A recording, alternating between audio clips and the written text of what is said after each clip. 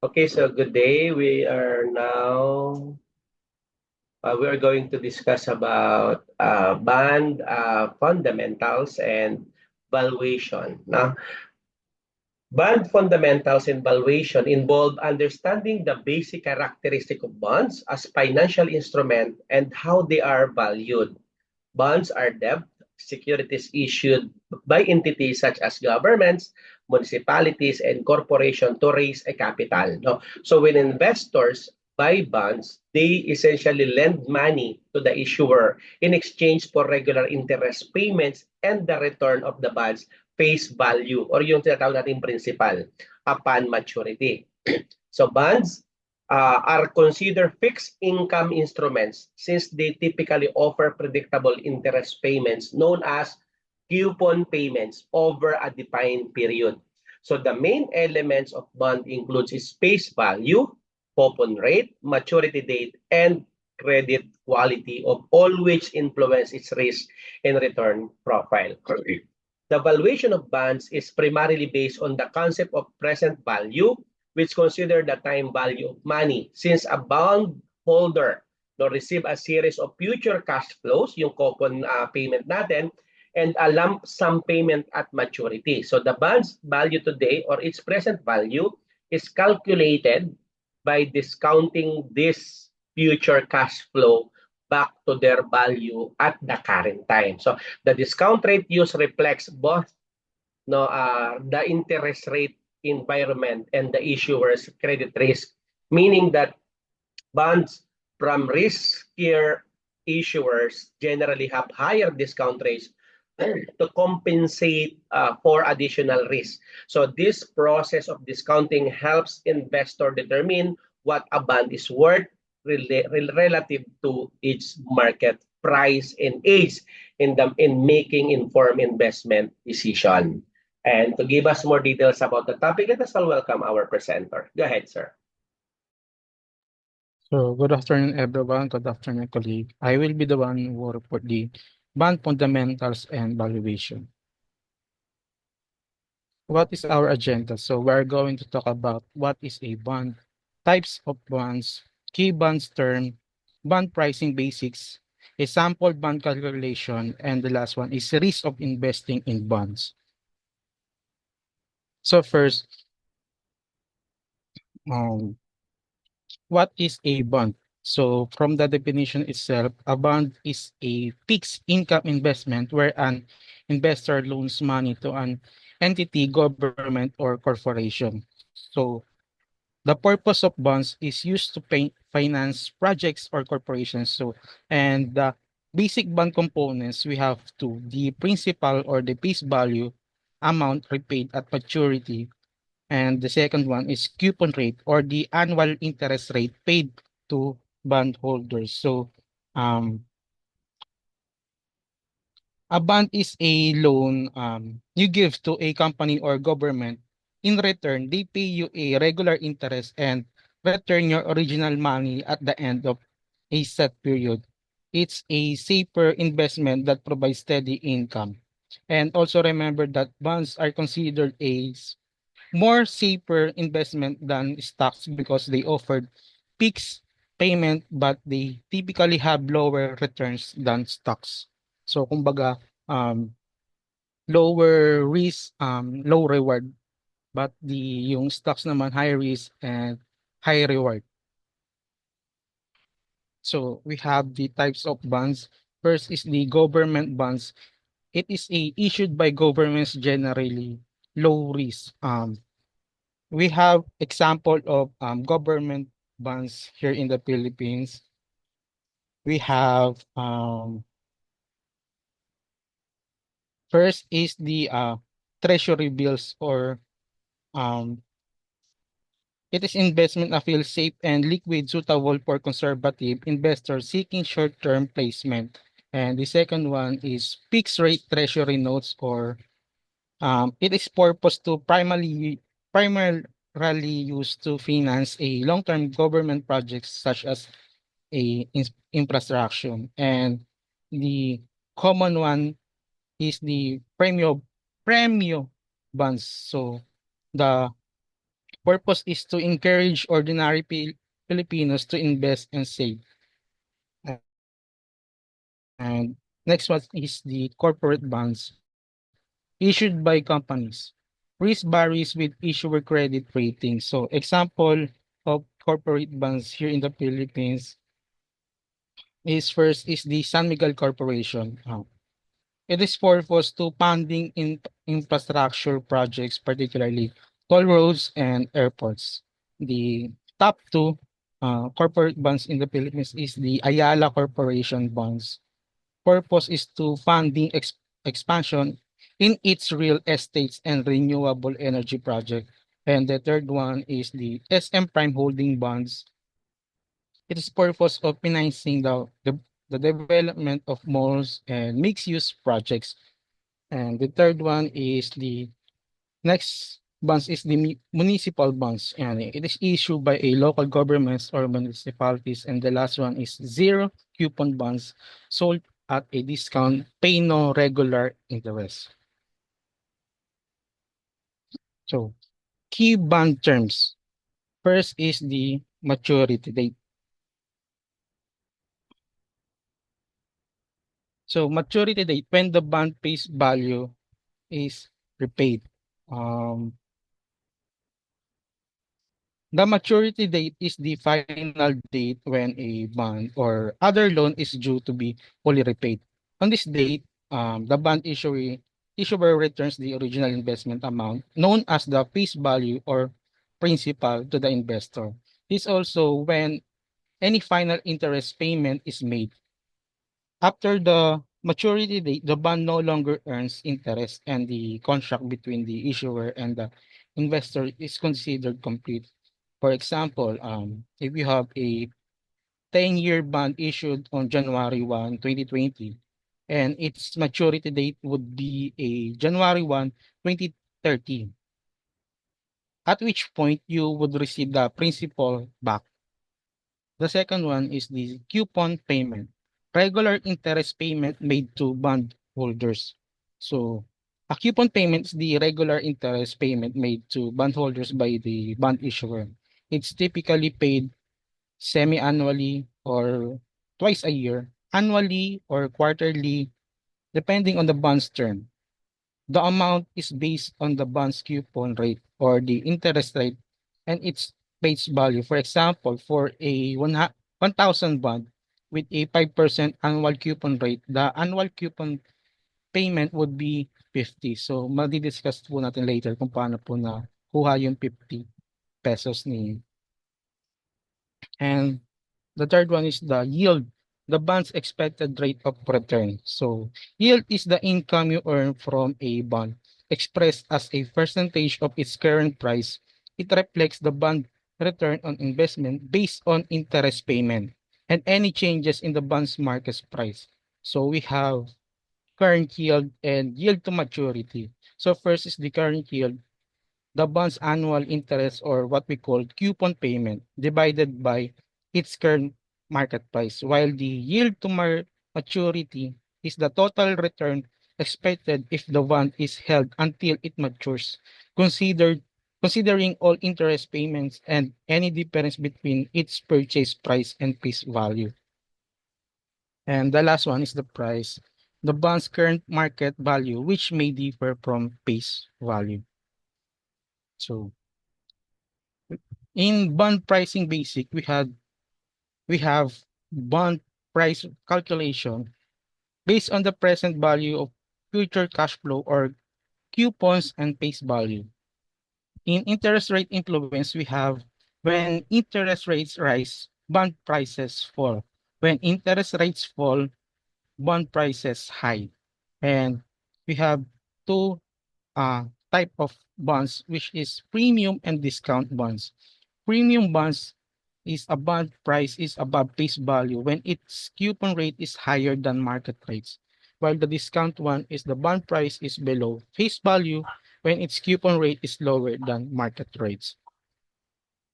So we have sample bond calculation. So ito po yung ano natin, yung given number natin. We have base value, coupon rate, maturity, and market rate. So in face value, we have 100,000 pesos. Coupon rate at 5%. Maturity, we have 3 years and the market rate is 4%. So first step is calculate annual coupon payment. The annual coupon payment can be calculated using the coupon rate. Ito po yung formula. Coupon rate is equal to face value times coupon rate. And kung lalagay na po natin yung given number, coupon payment is equals to 100,000 pesos times 0.05. Ginawala po natin siyang in decimal form. And result po is coupon payment is result to 5,000 pesos. Ayun po um, yung example nung nakita po natin no sinabi ko po nung una. So, second step is to present value of coupon payments. Next, we need to calculate the present value of the coupon payments for 3 years. The formula for the present value of an annuity is PB is equal to C times 1 minus 1 plus R to the power of negative number of years over R, which is rate. So, ito po yung ano po niya. C is annual coupon payment, which is 5,000. The R is the market rate, which is 4% or 0.4. And then the N is the number of years, which is yung 3. And kapag nilagay na po natin yung given number, PB is equal to 5,000 times 1 minus 1 plus 0.04 to the power of negative 3 over 0.4 points, uh, 0.04 rather. So una po natin kukumputin yung nasa taas yung which is PB 5,000 times 1 minus 1 1.04 to the power of negative 3 over 0.04. So pag na-compute na po natin yung nasa taas, ito po yung result. PB is equals to 5,000 times point 11151 over 0.04. And kukumute na po natin yung nasa parenthesis po niya and magsisimplify as PB is equal to 5,000 times 2.78775, which results to present value of 13,938.75. So the third step naman po is to present the value of face value. Now calculate the present value of the face value received at maturity. Ito po yung formula. PB face value is equals to face value over 1 plus R, which is rate, to the power of N, yung number of years. And kapag nilagay na po natin yung given number is PB face value is equals to 100,000 over 1 plus 0.04 to the power of 3. And kukumputin po natin ulit yung nakaparenthesis sa baba po.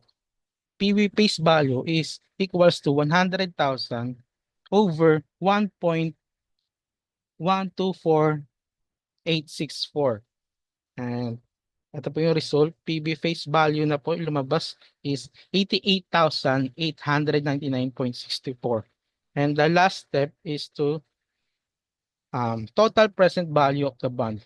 The total present value of the bond is the sum of the present value of the coupon payment and the present value of the face value. So ito po yung formula. PB bond is equals to PB coupons plus PB face value. So ipagpa-plus lang po natin yung mga result po na nakuha po natin kanina, which is PB bond is equals to 13,938.75 plus 88,899.64 is equals to PB bond equals 102,838.39 pesos. So, in conclusion po is the present value of the bond given the market condition is approximately 102,838.39 pesos. So the last one is the risk of investing in bonds. Interest interest rate risk. Bond prices decline as interest rate rise. So parang ina-explain lang po dito na nababalewala po yung prices na kung na hiniram mo kung ang iniisip mong bayaran yung interest. And the second one is credit risk, risk that issuer may default. So possible na malugi or mabankrupt yung nag-i-issue po ng bond. And the third one is the inflation risk. Also, we need to consider that inflation may reduce the purchasing power of bond payments. Kung yung inutang or kung yung hiniram mong loan na bond is ganitong halaga and over the 5 years or to 10 years, hindi na ganun kalaki yung impact ng nautang mo dahil sa inflation. So, to thank you po. To summarize lang po, pointers. mm,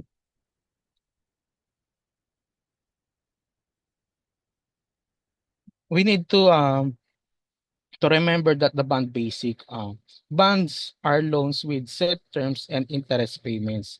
And while the valuation importance naman po is knowing bond valuation help assess bond prices and yields. And the third one is also the important one, the investment choices. You need to consider risk, yield, and market condition when investing in bonds. Yun lang po, sir. Thank you po.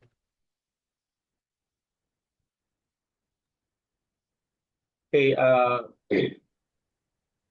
interest rates are critical, no, to bond valuation, as bond prices are inversely related to changes in interest rates.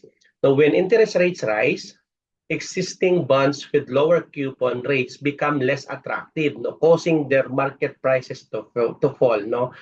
Conversely, when interest rates decline, bonds with higher coupon rates become more valuable, driving up their prices. So this relationship means that bonds are susceptible to interest rate risk, no, and investor must consider rate forecasts when evaluating potential bond investment.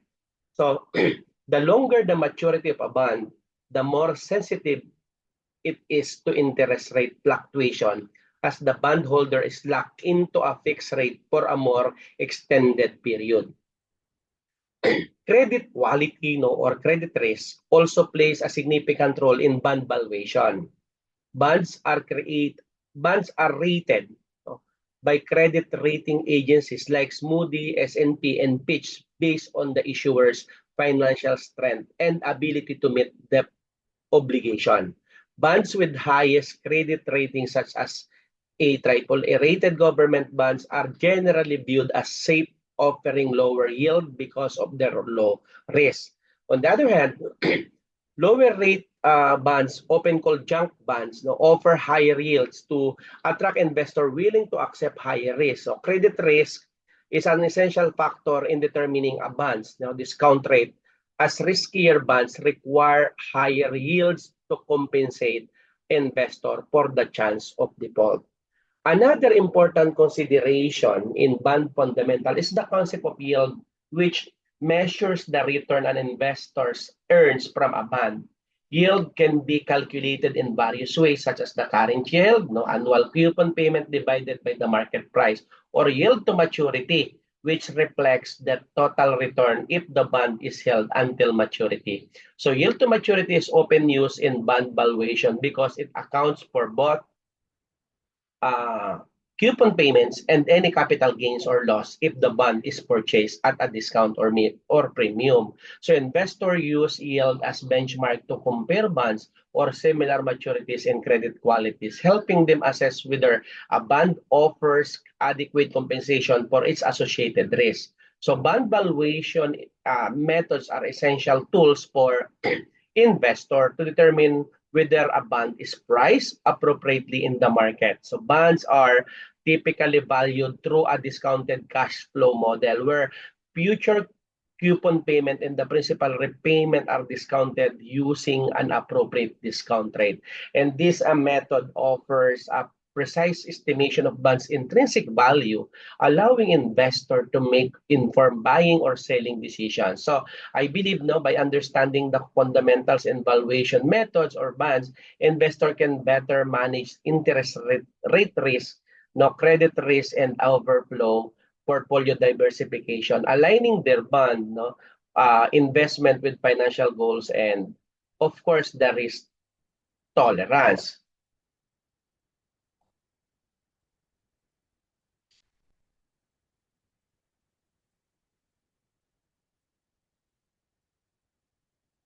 So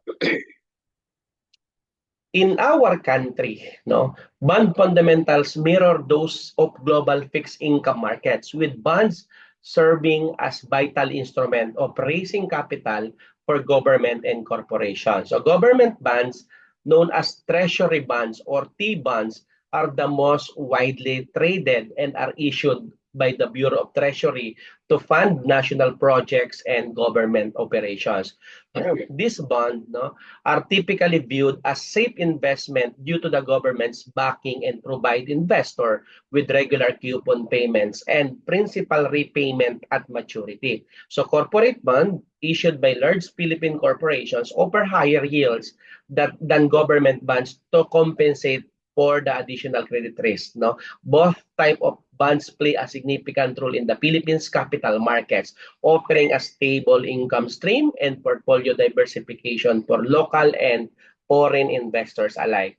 So, bond valuation in our country relies heavily on the concept of present value where the bond's future cash flows or yung coupon payments and principal repayment are discounted at a rate that reflects both the prevailing interest rates and the credit rates associated with the issuer. So interest rates in the Philippines set by the Bangko Sentral ng Pilipinas significantly impact bond prices. Rising rates lead to lower bond prices, while declining rates increase bond values. No? So the Bangko Sentral ng Pilipinas monetary policy aim at managing inflation and stabilizing the economy influences these rates and thus the bond market's behavior. Additionally, the Philippines has a credit rating of BBB no, plus as of recent years, which assures investors of relatively stable government bond investment. Through corporate bond risk levels vary widely depending on the issuer. So local and foreign investors use bond valuation metrics like currently yield and yield to maturity to assess the expected returns from Philippine bonds. In the Philippine market, no liquidity can vary, especially for corporate bonds which are less liquid than government bonds. Therefore, investors often prioritize government bonds or highly rated corporate bonds for liquidity and lower default risk. So bonds are traded both on the Philippine Dealing and Exchange Corporation or yung PDEX, no, and over the counter. And many investors consider factors such as inflation, interest rate forecast, and economic condition when valuing bonds. Overall, bond fundamentals and valuation methods in the Philippines provide investor with a framework to assess bond attractiveness and manage risk associated with local economic shifts. Okay?